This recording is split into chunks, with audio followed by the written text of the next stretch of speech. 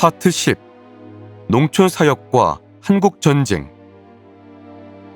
1947년 12월 6일 한국에 도착한 스톡스는 서울에서 얼마간의 정착 기간을 가진 후 첫 선교지인 강원도 원주 지역으로 향했다. 박사 학위가 있는 스톡스는 본인이 원하기만 하면 당시 서울에 있는 감리교 신학대학의 교수가 될 수도 있었을 것이다. 실제로 스톡스 박사의 과정지도 교수였던 라투레트의 한국 제자인 백낙준 박사는 스톡스에게 자신이 맡고 있었던 연희대학교의 교수로 와서 함께 일하자고 제안하기도 했다. 그러나 스톡스는 이를 거절하고 원주에서 농촌의 소득 증대를 위한 온상재배, 영농기술, 그리고 축산업 등을 한국 교회와 함께 실시하였다. 애석하게도 이러한 스톡스의 노력은 1950년 6월 25일에 일어난 한국전쟁으로 인해 중단되었다. 한국전쟁이 일어나자 스톡스는 가족과 함께 부산, 일본 등으로 피신하였다가 가족은 일본에 놔둔 채 홀로 한국에 돌아와서 다시 서울, 부산을 거쳐 1951년에 선교지를 대전으로 옮기게 되었다. 이때 일본에 머무르고 있던 아내 알리는 오사카의 기독교 여학교에서 교사로 활동하였고 입양한 첫째 딸 캐롤은 알린과 함께 일본에 머무르고 있었다. 전쟁의 포화 속에서도 스톡스는 미국 감리회 해외구제부에서 보내준 구호 물자를 한국인들에게 나눠주는 구호 사업을 펼쳤고 자신의 선교 지역에서 교회가 세워지도록 선교 활동에도 전념하였다. 여기서 주목할 만한 사항은 미국 감리회의 해외구제부를 설립한 사람이 1916년 5월 미 감리회 감독으로 선출되자마자 일본과 한국의 감리회를 대표하는 감독으로 활동했던 허버트 조지 웰치 감독이었다는 점이다. 웰치 감독은 제2차 세계대전으로 인해 고통받는 사람들을 위하여 미 감리회 교단 차원에서 그들의 자립을 지원하려는 목적으로 1940년에 감리회 해외구제부를 설립하여 1948년까지 실무위원장을 맡기도 하였다. 이렇게 설립된 감리회 해외구제부는 한국 전쟁으로 고통받는 한국인들을 위한 구제와 복구 사업 및 질병 치료에 크게 기여하였고 전쟁으로 생긴 고아들을 돌보는 사업에도 이바지하였다. 남기철은 한국 전쟁 당시 스톡스가 행한 일에 대해서 다음과 같이 기록하고 있다. 그가 한국을 위해 힘쓴 크고 작은 많은 일을 다 기록할 수는 없다. 그러나 민족의 순환기였던 6.25 전쟁 중 피난길에 오른 강원도 중심의 감리교 동부연회 소속 목회자들과 그 가족들을 위해 벌였던 그의 구제활동은 고통 중에 있던 많은 사람을 구한 귀한 활동이었다. 전시체제 하에서 철도는 군사 전용이었고 민간은 이를 이용할 수 없던 때였지만 도익서 선교사의 노력으로 군용열차에 화물차 한 칸을 배당받은 교역자 가족들은 대구에서 부산까지 직행할 수 있었다.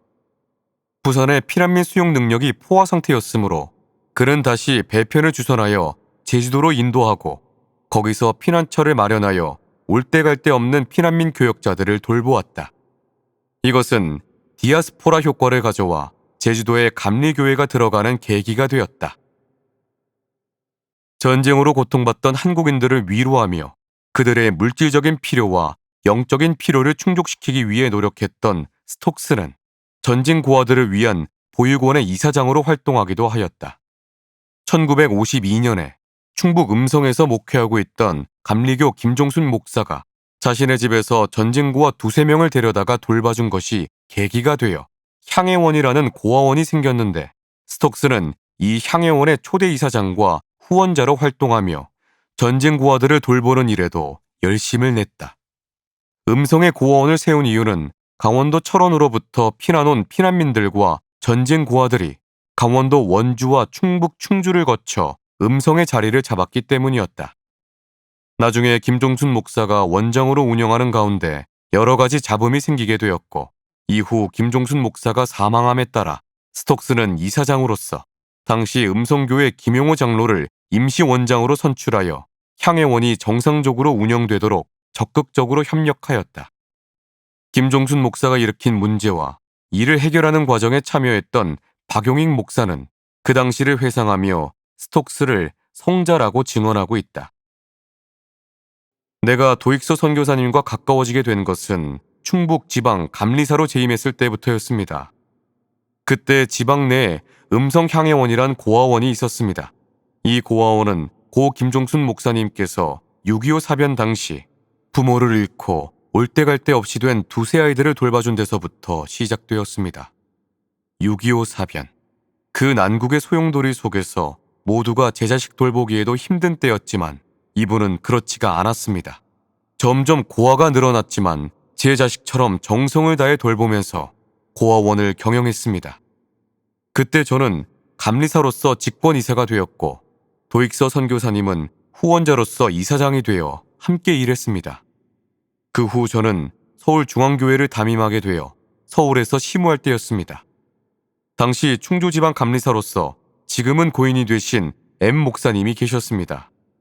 이 M 감리사님이 향해원장 김종순 목사님을 상대로 고소장을 냈는데 당시 총리원 본부 사회사업기관에 MCOR이라는 구제사업기관에 제출했습니다. 그 내용은 공금 유용이었습니다. 이 일뿐만이 아니었습니다. 음성경찰서에 투서까지 보냈습니다. 그리하여 당시 이사장이셨던 스톡스 선교사님에게 음성경찰서로부터 호출장이 왔습니다.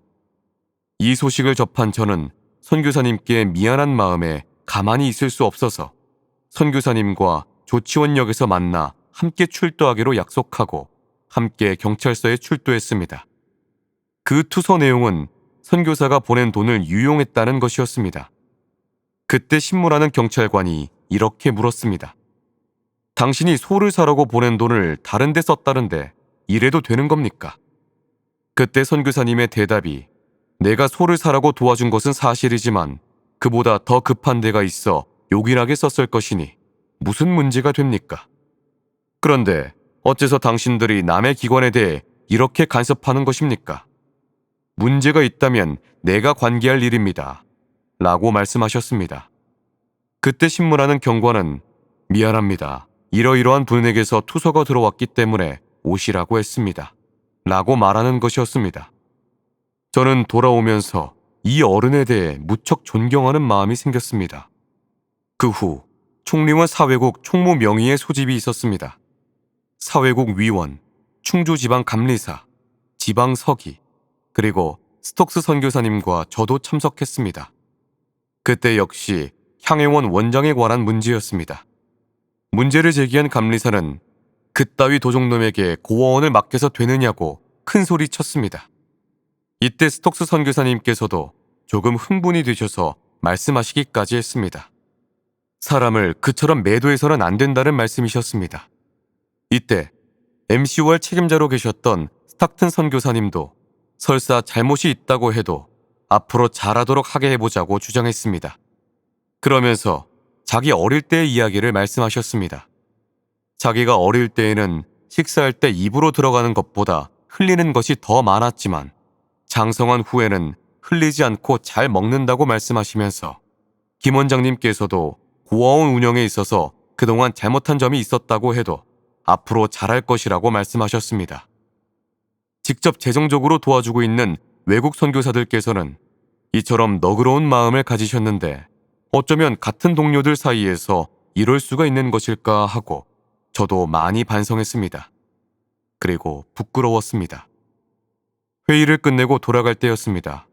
스톡스 선교사님께서는 기차를 타고 돌아가시면서 사회국 총무님께 사과하는 서신을 써 보내셨다고 들었습니다. 그 내용은 내가 오늘 회의 중에 언성을 높였던 것을 용서해 달라고 하는 서신이었다고 합니다. 그 후 이 소식을 전해들은 저는 아, 이분이야말로 성자시구나 하고 감탄했습니다. 저는 해마다 성탄 때면 이분과 성탄의 기쁜 소식을 교환해 왔습니다. 작년에도 어김없이 서로 교환하며 기쁨을 함께 했는데 이 어찌 된 일입니까? 사모님께로부터 하나님 나라의 부르심을 입은 소식과 그 환소식 절차 내용이 실린 순서지까지 보내주셔서 참으로 격세지감에 놀라지 않을 수가 없었습니다. 한편 주님의 선하신 종이 이 세상 수고 모두 다 끝내시고 하나님 나라 그 영광의 세계에서 영광의 기쁨을 누리시게 될 것을 믿고 위로를 받으며 며칠 후 또다시 만나 뵙게 될 것을 소망하면서 이 글을 끝맺습니다. 사모님을 비롯한 그 자손들과 모든 유가족들 위에 주님의 위로와 평강과 승리가 있으시길 기도합니다. 1997년 2월 10일 박용익 목사의 글을 통해 우리는 스톡스 선교사가 후원금을 유용한 음성향행원 원장 김종순 목사를 공격하는 사람들로부터 김종순 목사를 보호해주면서 그 일을 계기로 다시는 그런 일이 생기지 않도록 주의를 주고 다시 기회를 주는 너그러운 마음을 가지고 있었음을 발견할 수 있다. 한편 김용호 장로는 그 당시 음성향행원이 겪은 여러 가지 어려움과 음성향행원의 설립과 발전을 위해 헌신한 스톡스의 역할과 노력을 다음과 같이 회고하고 있다. 고 도익서 박사님은 감리교 대전신학교의 설립자로서 전희철 목사님과 함께 대전에 오셔서 6.25 동란으로 피폐된 한국을 위하여 우선 농촌교회를 세우고 농촌교회 목회자 양성에 심혈을 기울이셨으며 한편으로는 충청북도 음성읍에 소재한 음성향행원을 지원하는 일에도 힘써 참여하였다. 도 박사님은 신학교 교수로서 신학교 재단 설립을 하는 그 분망한 기도와 연구, 선교부의 기금 요청과 신학교 교수로 임하여야 하는 분망한 생활에도 불구하시고 경건한 생활을 게을리하지 않으셨다.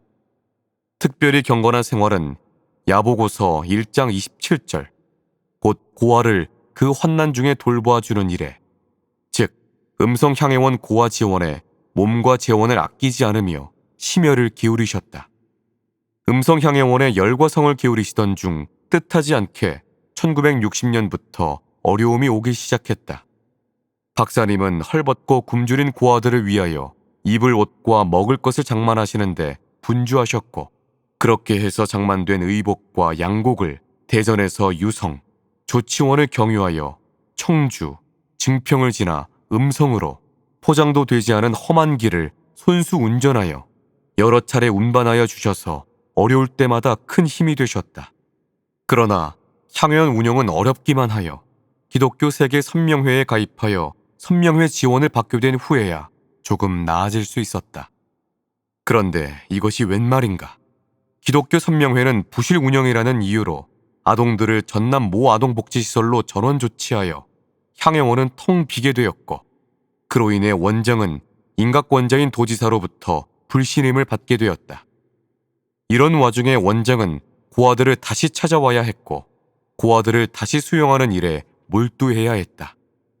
박사님의 대전신학교 설립은 착착 진행되어 재단 설립이 완료되었으며 대전신학교는 발전 일로를 거듭하며 신학생들이 배출되어 어느 산간벽지로 안 가는 곳 없이 전국 각지로 목회자들이 퍼져나가 목회에 성공하면서 대전신학교의 명성이 높아졌다.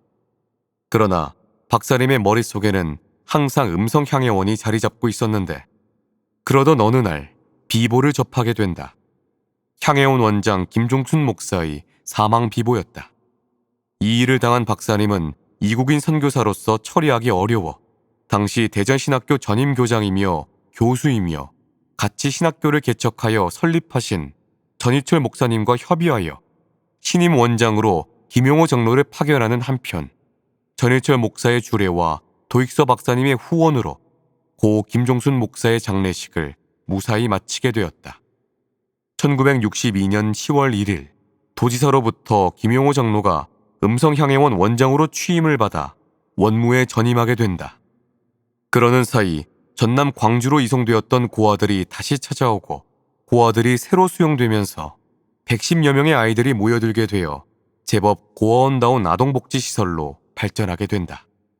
다시 기독교 세계선명회에 회귀되었고 기독교 세계봉사회에 가입되어 아동들의 생계는 물론 국민학교, 중학교에 다시 복학되어 고아원은 정상화되어 갔다.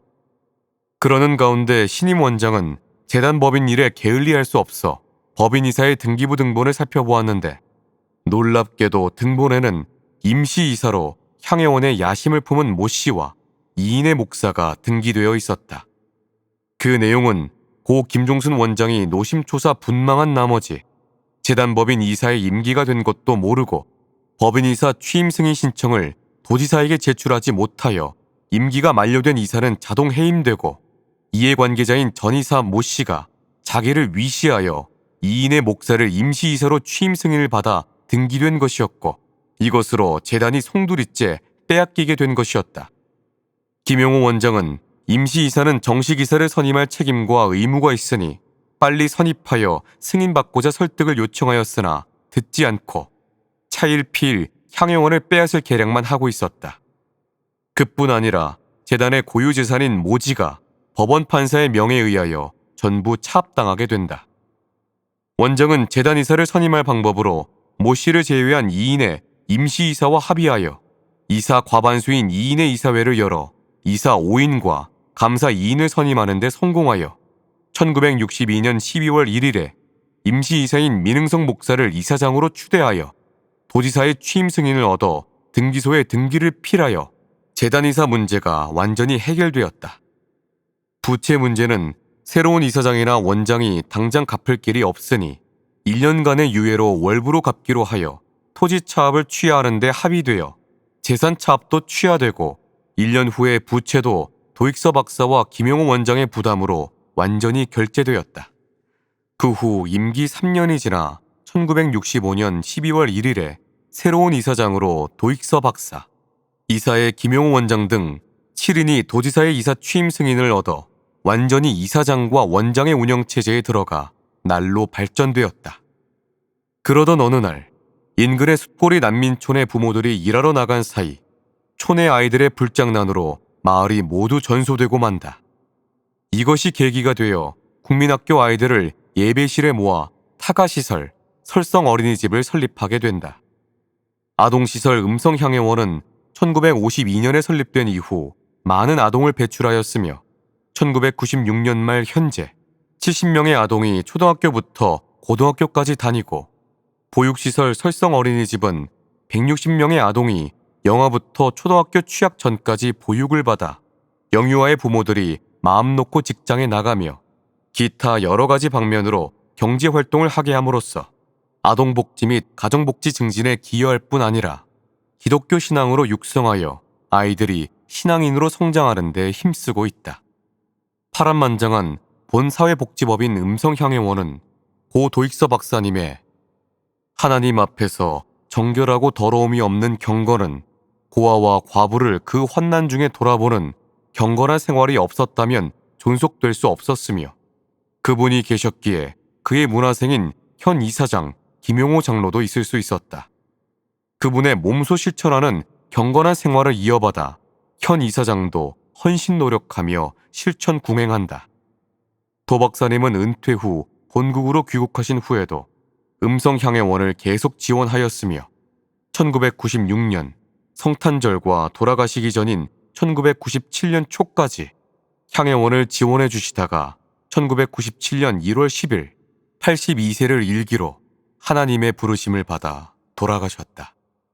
1997년 3월 1일 김용호 장로가 언급한 것처럼 스톡스는 전쟁고아들을 위해 헌신적인 노력을 다했고 특히 향해원에 있던 전쟁고아들 중 신앙이 좋고 인품이 훌륭한 학생들을 신학대학에 보내서 목회자로 성장시킨 경우가 많이 있었다고 한다.